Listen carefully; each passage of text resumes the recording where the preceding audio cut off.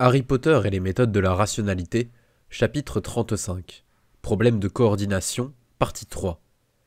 Il s'était rendu dans le bureau du professeur de défense et celui-ci avait scellé la porte avant de se renverser dans la chaise et de prendre la parole. La voix du professeur de défense était très calme, et cela perturbait Harry, bien plus que si le professeur Quirrell n'avait crié. « J'essaie, dit doucement le professeur Quirrell, de me montrer indulgent en raison de votre jeunesse, du fait que j'étais moi-même, à votre âge, un extraordinaire idiot. Vous parlez comme un adulte, vous vous mêlez de jeux adultes, et j'oublie parfois que vous n'êtes qu'une mouche de coche. J'espère, monsieur Potter, que vos interventions puériles ne viennent pas de vous tuer, de ruiner ce pays et de perdre la prochaine guerre. » Harry avait beaucoup de mal à contrôler sa respiration. « Professeur Quirrell, j'en ai dit bien moins que je ne l'aurais souhaité, mais il fallait que je dise quelque chose. Vos propositions sont extrêmement alarmantes pour quiconque doté de la moindre notion d'histoire moldue du dernier siècle. Les fascistes italiens, des gens extrêmement désagréables, ont pris leur nom de fasces, un ensemble de morceaux de bois liés ensemble, pour symboliser l'idée que l'unité est la force. Alors les vilains fascistes italiens croyaient que l'unité est plus forte que la division, dit le professeur Quirrell. La dureté commençait à poindre dans sa voix. Peut-être qu'ils croyaient aussi que le ciel est bleu et qu'ils acceptaient l'idée selon laquelle il est néfaste de se faire tomber des rochers sur la tête. La stupidité inversée n'est pas de l'intelligence. La personne la plus stupide du monde peut dire que le soleil brille, il n'en fait pas nuit pour autant. Très bien, vous avez raison, c'était un argument ad hominem, ce n'est pas faux parce que les fascistes l'ont dit. Mais, professeur Quirrell, vous ne pouvez pas demander à tout le monde de porter la marque d'un dictateur, c'est un point unique de défaillance. Écoutez, je vais le formuler ainsi, imaginez que l'ennemi lance Imperius à celui qui contrôle la marque. Les puissants sorciers ne sont pas si simples à soumettre à l'Imperius, dit sèchement le professeur Quirrell. Et si vous ne pouvez pas trouver un chef de valeur, alors vous êtes de toute façon foutu. Mais les chefs de valeur existent, la question est de savoir si les gens les suivront. Harry se passa les mains dans ses cheveux sous l'effet de la frustration. Il voulait demander une pause et faire lire la montée et la chute du Troisième Reich au professeur Quirrell, puis recommencer la conversation. J'imagine que si je suggérais que la démocratie est une meilleure forme de gouvernement que la dictature... Je vois, dit le professeur Quirrell. Il ferma brièvement les yeux puis les rouvrit. Monsieur Potter, la stupidité du Quidditch vous est limpide parce que vous n'avez pas grandi en vénérant ce jeu. Si vous n'aviez jamais entendu parler d'élections, Monsieur Potter, et que vous pouviez simplement voir ce qui est, ce que vous verriez ne vous plairait pas. Regardez notre ministre, élu de la magie. Est-il le plus sage, le plus fort, le plus grand de notre pays? Non, c'est un bouffon possédé par l'argent de Lucius Malfoy. Les sorciers ont été aux urnes et ont choisi entre Cornelius Fudge et Daniel Leech qui s'étaient battus dans un grand et divertissant concours après que la Gazette du Sorcier, que Lucius Malfoy contrôle aussi, ait décidé qu'ils étaient les deux seuls candidats sérieux. Personne ne pourrait suggérer avec sérieux que Cornelius Fudge a vraiment été choisi comme le meilleur chef que notre pays avait à offrir. Ce n'est pas différent dans le monde moldu, à ce que j'en ai compris. Le dernier journal moldu que j'ai lu mentionnait que le dernier président des États-Unis avait été un acteur de cinéma à la retraite. Si vous n'aviez pas grandi avec les élections, monsieur Potter, leur idiotie vous serait aussi limpide que celle du Quidditch. Harry se tint là, la bouche ouverte, cherchant ses mots. Le but des élections n'est pas de produire le meilleur chef, c'est de maintenir les politiciens dans une peur suffisamment grande des électeurs pour qu'ils ne deviennent pas complètement maléfiques, comme les dictateurs qui... La dernière guerre, Monsieur Potter, se jouait entre le Seigneur des Ténèbres et Dumbledore. Et même si Dumbledore était un chef doté de nombreux défauts et qui perdait la guerre, il serait ridicule de suggérer que n'importe lequel des ministres de la magie élus pendant cette période aurait pu prendre sa place. La force vient de la puissance des sorciers et de ceux qui les suivent, pas des élections et des idiots qu'elles élisent. C'est la leçon de l'histoire récente de l'Angleterre magique, et je doute que la prochaine guerre vous en enseigne une autre. Si vous survivez, monsieur Potter, ce que vous ne ferez pas à moins d'abandonner les enthousiastes illusions de l'enfance. Si vous pensez qu'il n'y a aucun danger dans la ligne de conduite que vous soutenez, dit Harry, sa voix devenant plus tranchante en dépit de ses efforts, alors cela est aussi de l'enthousiasme puéril. Harry regarda sombrement dans les yeux du professeur Quirrell qui le fixa en retour sans ciller. De tels dangers, dit froidement le professeur Quirrell, doivent être étudiés dans des bureaux tels que celui-ci, pas dans des discours. Les idiots qui ont élu Cornelius Fudge ne s'intéressent pas aux complexités et à la prudence. Présentez-leur quelque chose de plus nuancé qu'une acclamation rugissante et vous ferez face à votre guerre tout seul. Cela, monsieur Potter, a constitué votre erreur puérile, que Draco Malfoy n'aurait pas faite à 8 ans. Cela aurait dû être évident, même pour vous, que vous auriez dû rester silencieux et me consulter avant, au lieu de mentionner vos inquiétudes devant la foule. Je ne suis certainement pas un ami d'Albus Dumbledore, dit Harry. Un froid dans sa voix en réponse à celui du professeur Quirrell. Mais il n'est pas un enfant et il ne semblait pas trouver mes inquiétudes puériles, ni que j'aurais dû attendre avant d'en parler. Oh, dit le professeur Quirrell, alors vous vous faites souffler la réplique par le directeur maintenant? Et il se leva. Lorsque Blaise passa l'angle en chemin vers le bureau, il vit que le professeur Quirrell était déjà là, appuyé contre le mur. Blaise Zabini, dit le professeur de défense en se redressant. Ses yeux étaient incrustés dans son visage tels deux pierres noires, et sa voix envoya un frisson de peur le long de la colonne vertébrale de Blaise. Il ne peut rien contre moi, je dois juste me souvenir que... Je crois, dit le professeur Quirrell d'une voix claire et forte, avoir déjà deviné le nom de votre employeur, mais j'aimerais l'entendre de vos lèvres et aussi entendre le prix qui vous a acheté. Blaise savait qu'il suait sous ses robes et que l'humidité était probablement visible sur son front. J'ai eu une chance de montrer que j'étais meilleur que les trois généraux et je l'ai saisi. Beaucoup de gens me détestent maintenant, mais il y a aussi plein de serpentards qui m'adoreront parce que j'ai fait ça. Qu'est-ce qui vous fait penser que je... Vous n'avez pas inventé le plan de la bataille d'aujourd'hui, monsieur Zabini. Dites-moi qui l'a fait. Blaise déglutit bruyamment. Eh bien, je vais dire, dans ce cas... Alors vous savez déjà qui l'a fait, n'est-ce pas? Le seul assez fou, c'est Dumbledore, et il me protégera si vous essayez de faire quelque chose. En effet, dites-moi le prix. Le regard du professeur de défense était toujours dur. C'est ma cousine Kimberly, dit Blaise, déglutissant de nouveau et essayant de contrôler sa voix. Elle existe et elle se fait vraiment martyriser. Potter a vérifié ça. Il n'était pas stupide. Seulement Dumbledore a dit qu'il avait un peu poussé les brutes à le faire, juste pour aider pour son plan, et que si je travaillais pour lui, elle irait bien, mais que si j'allais avec Potter, elle pourrait avoir encore plus d'ennuis. Le professeur Quirrell resta silencieux un long moment. Je vois, dit le professeur Quirrell, sa voix maintenant plus douce. Monsieur Zabini, si un tel événement devait de nouveau survenir, je vous invite à me contacter directement. J'ai mes propres moyens de protéger mes amis. Maintenant, une dernière question. Même avec tout le pouvoir que vous aviez, forcer une égalité aurait été difficile. Qui, Dumbledore, vous a-t-il ordonné de faire gagner le cas échéant? Soleil, dit Blaise. Le professeur Quirrell hocha la tête. Comme je le pensais. Le professeur de défense soupira. Dans votre carrière future, monsieur Zabini, je vous suggère de ne pas vous essayer à des intrigues aussi complexes. Elles ont tendance à échouer. En fait, j'ai dit ça au directeur, dit Blaise. Et il a dit que c'était pour ça qu'il était important d'avoir plus d'une intrigue en cours à la fois. Le professeur Quirrell passa une main lasse sur son front. On se demande comment le Seigneur des Ténèbres n'est pas devenu fou en le combattant. Vous pouvez vous rendre à votre rendez-vous avec le directeur, monsieur Zabini. Je ne dirai rien de cela. Mais si le directeur découvrait d'une façon ou d'une autre que nous avons parlé, souvenez-vous de mon offre de vous offrir la protection dont je dispose. Allez-y. Blaise n'attendit pas un mot de plus. Il se contenta de pivoter et de s'enfuir. Le professeur Quirrell attendit un moment, puis dit « C'est bon, monsieur Potter ». Harry arracha la cape d'invisibilité de sa tête et la fourra dans sa bourse. Il tremblait d'une rage telle qu'il pouvait à peine parler. « Il a quoi?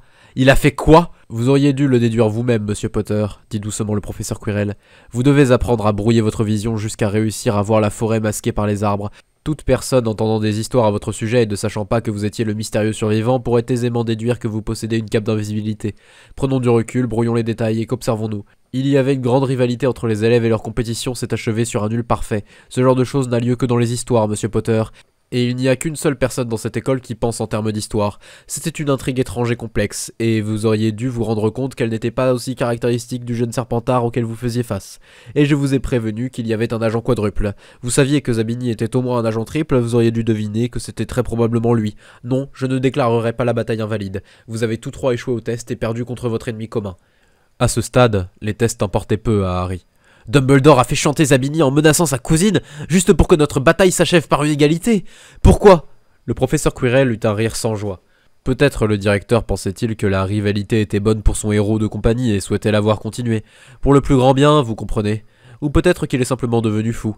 Vous voyez, monsieur Potter, tout le monde sait que la folie de Dumbledore est un masque, qu'il est sain et prétend être fou. Tout le monde est fier de sa fine perspicacité et, connaissant l'explication secrète, arrête de chercher. Il ne leur vient pas à l'esprit qu'il est aussi possible d'avoir un masque sous le masque, d'être un fou faisant semblant d'être normal, faisant semblant d'être fou. Et j'ai peur, monsieur Potter, d'avoir des affaires urgentes à régler ailleurs, et de devoir partir. Mais je vous conseillerais avec force de ne pas vous faire souffler la réplique par Albus Dumbledore lorsque vous êtes en guerre. A plus tard, monsieur Potter. Et le professeur de défense s'inclina la tête, avec une certaine ironie, puis il s'éloigna dans la même direction que celle vers laquelle Zabini avait fui. Et Harry se tint là, la bouche ouverte sous l'effet du choc. Après coup, Harry Potter.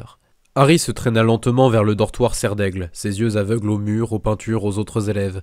Il monta des escaliers et descendit des rampes sans ralentir ni accélérer, ni se rendre compte d'où il allait.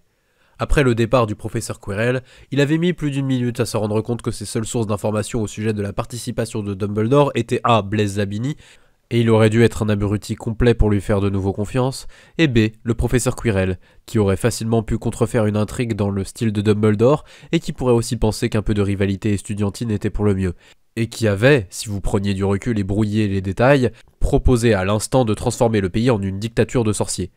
Et il était aussi possible que Dumbledore soit derrière Zabini et que le professeur Quirrell ait sincèrement essayé de combattre la marque des ténèbres d'égal à égal et d'empêcher la répétition d'un numéro qu'il avait trouvé pathétique, qu'il ait tenté de s'assurer que Harry ne se retrouve pas à combattre le Seigneur des Ténèbres seul pendant que tout le monde se serait caché, effrayé, essayant de rester à l'écart des lignes de tir, attendant que Harry les sauve.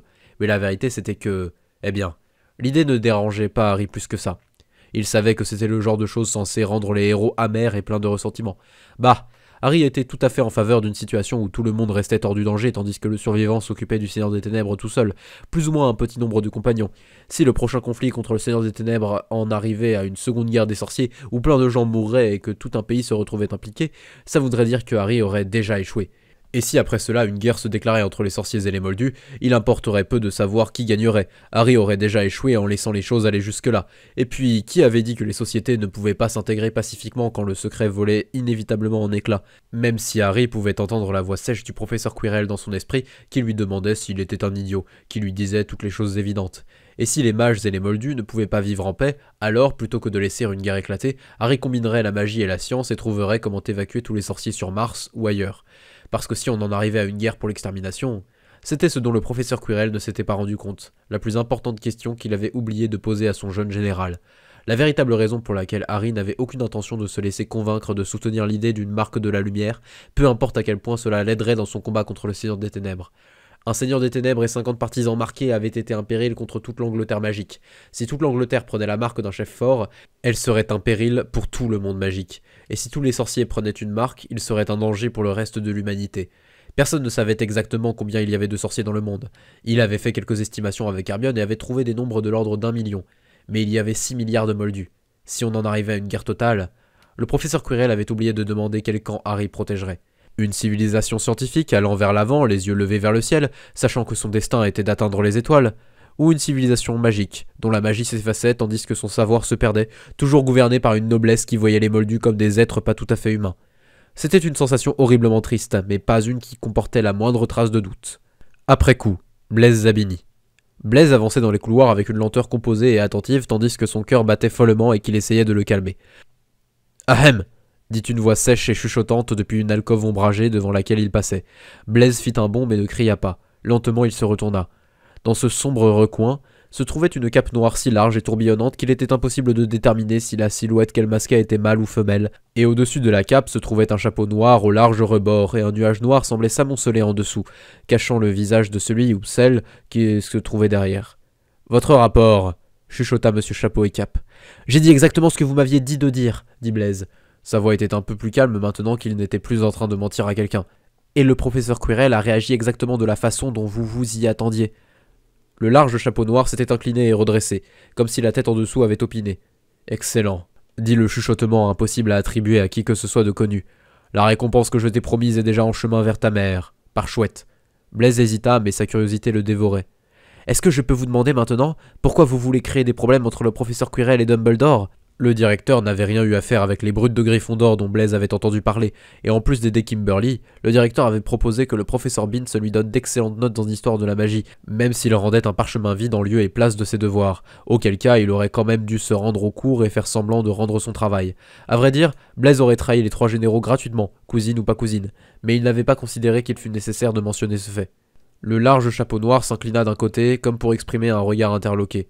« Dis-moi, ami Blaise, t'est-il venu à l'esprit que les traîtres qui trahissent autant rencontrent souvent de funestes fins ?»« Non, » dit Blaise, regardant droit vers le nuage noir sous le chapeau. « Tout le monde sait qu'il n'arrive jamais rien de vraiment mauvais aux élèves dans l'enceinte de Poudlard. » Monsieur Chapeau et Cape chuchota un gloussement. « En effet, » dit le chuchotement. « Avec le meurtre d'un élève voilà 5 décennies, comme exception pour prouver la règle, puisque Salazar Serpentard aurait mis son monstre sous clé dans les anciens murs à un niveau plus élevé que celui du directeur lui-même. » Blaise regarda le nuage noir, se sentant maintenant un peu mal à l'aise. Mais il aurait fallu qu'il s'agisse d'un professeur de Poudlard pour qu'il puisse lui faire quoi que ce soit de grave sans déclencher l'alarme. Quirrell et Rogue étaient les seuls professeurs qui pourraient faire une chose pareille, et Quirrell n'aurait aucun intérêt à se duper lui-même, et Rogue ne ferait pas de mal à un de ses serpentards. Non ? Non, ami Blaise, chuchota le nuage noir. Je souhaitais seulement te conseiller de ne jamais rien tenter de tel dans ta vie d'adulte. Tant de trahison mènerait certainement à au moins une vengeance. Ma mère n'a jamais subi de vengeance, dit fièrement Blaise, même si elle a épousé 7 maris et que chacun d'eux est mort mystérieusement en lui laissant beaucoup d'argent. Vraiment, dit le chuchotement. Comment a-t-elle persuadé le 7e de l'épouser après qu'il ait entendu ce qui était arrivé aux 6 autres? J'ai demandé à maman, dit Blaise, et elle a dit que je pourrais pas savoir avant d'être assez vieux, et je lui ai demandé à quel âge je serais assez vieux, et elle a dit plus vieux qu'elle. Encore le gloussement chuchoté. Eh bien dans ce cas, ami Blaise, félicitations pour avoir suivi les traces de ta mère, et si tu ne dis rien de cela, nous ne nous rencontrerons plus. Blaise recula maladroitement, sentant une étrange réticence à l'idée de lui tourner le dos. Le chapeau s'inclina. Oh, allons, petit Serpentard. Si tu étais vraiment l'égal de Harry Potter ou Draco Malfoy, tu te serais déjà rendu compte que mes menaces voilées n'avaient pour but que d'assurer ton silence face à Albus. Aurais-je eu l'intention de te faire du mal, je n'aurais pas fait de sous-entendu. Si je n'avais rien dit, alors tu aurais dû t'inquiéter. Blaise se redressa, se sentant un peu insulté, et opina en direction de Monsieur Chapeau et Cap. Puis il se tourna d'un mouvement volontaire et partit à grands pas vers son rendez-vous avec le directeur. Il avait espéré jusqu'au bout que quelqu'un d'autre surgisse et lui donne une opportunité de vendre Monsieur Chapeau et Cap. Mais après tout, maman n'avait pas trahi 7 maris différents en même temps. Si on regardait les choses sous cet angle, il se débrouillait encore mieux qu'elle. Et Blaise Zabini continuait de marcher vers le bureau du directeur, souriant et heureux d'être un agent quintuple. Le garçon trébucha à l'espace d'un instant. Puis il se redressa, chassant l'étrange sensation de désorientation. Et Blaise Zabini continua de marcher vers le bureau du directeur, souriant, heureux d'être un agent quadruple. Après coup, Hermione Granger. Le messager ne l'approcha que lorsqu'elle fut seule. Hermione quittait juste les toilettes des filles où elle se cachait parfois pour penser. Et un grand chat brillant bondit de nulle part et dit « Miss Granger ?» Elle laissa échapper un petit glapissement avant de se rendre compte que le chat avait parlé avec la voix du professeur McGonagall. Même si elle n'avait pas été effrayée, seulement surprise, le chat était clair, brillant et magnifique, irradiant d'une lumière blanche argentée comme des rayons de soleil couleur lune, et elle ne pouvait pas s'imaginer avoir peur. « Qu'êtes-vous » dit Hermione. « C'est un message du professeur McGonagall, dit le chat, toujours de la voix du professeur. Peux-tu te rendre dans mon bureau et ne parler de ceci à personne ? J'arrive tout de suite, dit Hermione encore surprise. Et le chat bondit et disparut. Seulement, il ne disparut pas, il s'en fut. Du moins, c'est ce que son esprit lui dit, même si ses yeux venaient de le voir disparaître. Lorsque Hermione atteint le bureau de son professeur préféré, son esprit était plein de spéculations tourbillonnantes. Y avait-il quelque chose qui n'allait pas avec ses notes de métamorphose ? Mais alors, pourquoi le professeur McGonagall dirait-elle de n'en parler à personne ? C'était probablement au sujet des exercices de métamorphose partielle de Harry. Le visage du professeur McGonagall semblait inquiet, pas sévère, et Hermione s'assit face à son bureau, essayant d'empêcher ses yeux d'aller jusqu'au mur d'alcôve qui contenait les devoirs du professeur McGonagall. Elle s'était toujours demandé quel genre de travail les adultes devaient accomplir pour faire fonctionner l'école et s'ils pourraient avoir besoin de son aide. « Mademoiselle Granger, dit le professeur McGonagall, laissez-moi commencer par vous dire que je sais que le directeur vous a demandé de faire ce vœu. »« Il vous l'a dit ?» lâcha Hermione sous l'effet de la surprise. Le directeur avait dit que personne d'autre n'était censé savoir. Le professeur McGonagall s'interrompit, regarda Hermione et gloussa avec tristesse. « Il est bon de voir que M. Potter ne vous a pas trop corrompu, Mademoiselle Granger. Vous n'êtes pas censé admettre quelque chose simplement parce que je le dis. Il se trouve que le directeur ne me l'a pas dit. C'est juste que je le connais trop bien. » Hermione rougissait à présent furieusement. « Tout va bien, Mademoiselle Granger, » dit le professeur McGonagall avec hâte. « Vous êtes serre d'aigle en première année. Personne ne vous demande d'être Serpentard. » Cela fit vraiment mal. « Très bien, » dit Hermione d'un ton quelque peu acerbe. « J'irai demander des leçons de Serpentard à Harry Potter, alors. »« Ce n'est pas ce que je voulais, » dit le professeur McGonagall et elle laissa sa voix en suspens. « Mademoiselle Granger, cela m'inquiète, parce que les jeunes filles serre d'aigle ne devraient pas avoir à être Serpentard. Si le directeur vous demande de vous impliquer dans quelque chose qui ne vous met pas à l'aise, il est tout à fait normal de refuser. Et si vous vous sentez mise sous pression, dites au directeur que vous voudriez que je sois là, ou que vous voudriez m'en parler avant. » Les yeux de Hermione étaient très écarquillés. « Le directeur fait-il des choses mauvaises ?» Le professeur McGonagall eut l'air un peu triste en entendant cela. « Pas exprès, Mademoiselle Granger, mais je pense... Eh bien, il est probablement vrai que le directeur a du mal à se souvenir de ce que c'est que d'être un enfant. Même lorsqu'il en était un, je suis sûr qu'il devait être brillant, un esprit et un cœur fort avec assez de courage pour 3 griffons d'or. Parfois le directeur en demande trop de la part de ses jeunes élèves, Mademoiselle Granger, ou il ne prend pas assez de précautions pour qu'ils ne souffrent pas. C'est un homme bon, mais parfois ses intrigues peuvent aller trop loin. »« Mais il est bon pour un élève d'avoir la force et du courage, » dit Hermione. « C'est pour cela que vous m'avez suggéré Gryffondor, n'est-ce pas ?» Le professeur McGonagall eut un sourire sarcastique. « Peut-être que j'étais simplement égoïste, que je vous voulais pour ma maison. Le chapeau vous a-t-il offert ? Non, je n'aurais pas dû vous demander. Il m'a dit que je pouvais aller partout sauf à Serpentard, dit Hermione. Elle avait failli demander pourquoi elle n'était pas assez bonne pour Serpentard avant de réussir à s'en empêcher. Alors j'ai du courage, professeur. Le professeur McGonagall se pencha au-dessus de son bureau. L'inquiétude était à présent visible sur son visage. « Mademoiselle Granger, il ne s'agit pas de courage, il s'agit de ce qui est bon pour des jeunes filles. Le directeur vous attire dans ses intrigues, Harry Potter vous donne des secrets à garder, et maintenant vous faites des alliances avec Draco Malfoy, et j'ai promis à votre mère que vous seriez en sécurité à Poudlard. » Hermione ne savait tout simplement pas quoi répondre à cela. Mais l'idée lui vint que le professeur McGonagall ne l'aurait peut-être pas mise en garde si elle avait été un garçon à Gryffondor et pas une fille à Serre-d'Aigle. Et ça c'était... eh bien... J'essaierai d'être quelqu'un de bien, dit-elle, et je ne laisserai personne me dire de ne pas l'être. Le professeur McGonagall se comprima les mains sur les yeux. Lorsqu'elle les enleva, son visage ridé semblait très vieux. « Oui, dit-elle dans un souffle, vous auriez bien réussi dans ma maison. Soyez prudente, Mademoiselle Granger. Et si vous êtes jamais inquiétée ou mal à l'aise au sujet de quoi que ce soit, venez me voir immédiatement. Je ne vous retiendrai pas plus longtemps. » Après coup, Draco Malfoy. Presque aucun d'eux ne voulait faire quoi que ce soit de compliqué ce samedi, pas après avoir combattu plus tôt. Alors Draco était juste assis dans une salle inoccupée et essayait de lire un livre intitulé Penser la physique. C'était une des choses les plus fascinantes que Draco avait lues de sa vie, du moins les parties qu'il pouvait comprendre, du moins quand le maudit imbécile qui refusait de laisser ses livres sortis de son champ de vision parvenait à se la fermer et à laisser Draco se concentrer. Hermione Granger est une sorte de bourbe, chanta Harry Potter depuis un bureau non loin de celui de Draco, lisant lui-même un livre beaucoup plus pointu. Je sais ce que tu essaies de faire, dit calmement Draco sans lever les yeux de son livre. Ça ne va pas marcher, on va quand même s'allier et t'écraser. Un Malfoy travaille avec une sorte de bourbe, qu'est-ce que tous les amis de ton père vont penser? Ils penseront que les Malfoy ne sont pas aussi simples à manipuler que tu sembles le croire, Potter. Le professeur de défense était encore plus fou que Dumbledore. Aucun futur sauveur du monde n'aurait pu être aussi puéril et indigne à quelque âge que ce soit. Eh Draco, tu sais ce qui va vraiment être chiant? Tu sais que Hermione Granger a 2 copies de l'allèle magique, comme toi et moi, mais tous tes camarades de Serpentard ne le savent pas, et tu n'as pas le droit de l'expliquer. Les doigts de Draco blanchissaient là où il serrait le livre. Il était impossible que se faire battre puis cracher dessus exige un tel contrôle de soi, et s'il ne se vengeait pas rapidement, il allait faire quelque chose de vraiment incriminant. Et qu'est-ce que tu as souhaité la première fois? Dit Draco. Harry ne répondit rien. Alors Draco leva les yeux de son livre et sentit un tiraillement de satisfaction malsaine à la vue de l'air triste sur le visage de Harry. Dit Harry. Beaucoup de gens m'ont demandé ça, mais je ne pense pas que le professeur Quirrell aurait voulu que j'en parle. Draco se donna un air sérieux. Tu peux m'en parler à moi. Ce n'est probablement pas important comparé aux autres secrets que tu m'as révélés. Et à quoi d'autre les amis servent-ils? C'est ça, je suis ton ami, sens-toi coupable. Ce n'était pas vraiment si intéressant que ça, dit Harry avec une légèreté évidemment artificielle. Juste, je souhaite que le professeur Quirrell enseigne la magie de bataille l'année prochaine. Harry soupira et se replongea dans son livre. Puis il dit, quelques secondes plus tard, « Ton père va probablement être assez énervé contre toi à Noël, mais si tu promets que tu trahiras la fille sans de bourbe et que tu balayeras son armée, tout reviendra dans l'ordre, et tu auras quand même tes cadeaux de Noël. » Peut-être que si Draco et Granger le demandaient super poliment au professeur Quirrell et qu'ils utilisaient une partie de leur point Quirrell, ils recevraient le droit de faire quelque chose d'un peu plus intéressant au général K.O. que de simplement l'endormir.